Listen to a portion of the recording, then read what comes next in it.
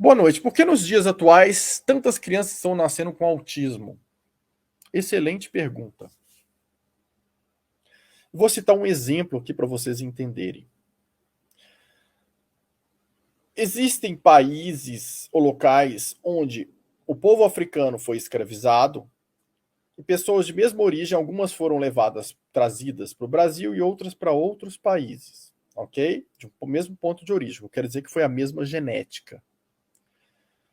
No Brasil, observa-se que os descendentes desse povo hoje possuem uma vulnerabilidade muito grande para diabetes, né, para se tornarem diabéticos. Então, enquanto os descendentes que foram para outros países não tinham essa mesma vulnerabilidade.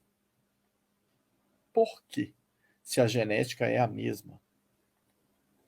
A explicação está na alimentação.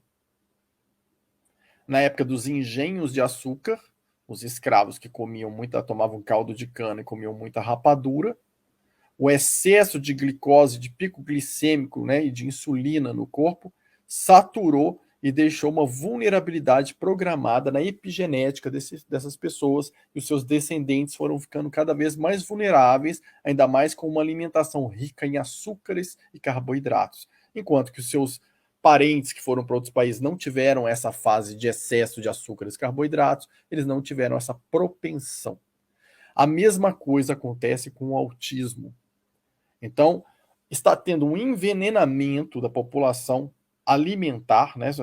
Vocês veem vídeos até de cereais ali, que as pessoas pegam a caixinha de cereal, quebram tudo, o cereal todo, e colocam um ímã, e daquele tanto de açúcar, de tudo que tinha ali, do milho moído, o ímã atrai um monte de partículas de metais. Então, existe uma contaminação gigantesca hoje por metais pesados, existe uma contaminação gigantesca de pesticidas e agrotóxicos na alimentação, existe uma contaminação gigantesca da nossa água com plásticos, existe contaminação muito grande com os hormônios, por exemplo, dos anticoncepcionais femininos, que quando elas fazem xixi, o excesso vai para a água, que vai para os tanques, né, de estabilização da água, para ser tratada a água e ser utilizada novamente, a água já vem com características para desregular a parte hormonal. Existe a parte hormonal também aplicada na alimentação, num frango, para ele crescer muito rápido, e a gente se alimenta daquele frango, e aquilo desregula também a nossa parte hormonal. Então, assim, existem inúmeras coisas acontecendo na parte alimentar que estão vulnerabilizando o organismo. E aí a criança, ela já vem com a contaminação que está no organismo dos pais, que os pais já estão com o corpo altamente contaminado. Primeiro ponto. Segundo ponto, ligado ao autismo, está ligado à questão de vulnerabilidade emocional. Na época dos nossos avós, bisavós, as crianças era exigido respeito delas, os pais eram duros, firmes. E aí, quando começou o evento das mulheres irem trabalhar novamente, né, que ficou pai e mãe trabalhando fora e a criança muito sozinha, a criança começou a sentir a falta dos pais, a distância dos pais, né, tanto do pai quanto da mãe, começou a se sentir mais vulnerável. E aquelas crianças que se sentiram vulneráveis sozinhas, quando elas cresceram e começaram a trabalhar, elas começaram a falar que elas iam tratar os filhos de maneira diferente. E aí, pela carência que elas tiveram antes, ao invés de impor respeito aos filhos, elas queriam ser amadas pelos filhos.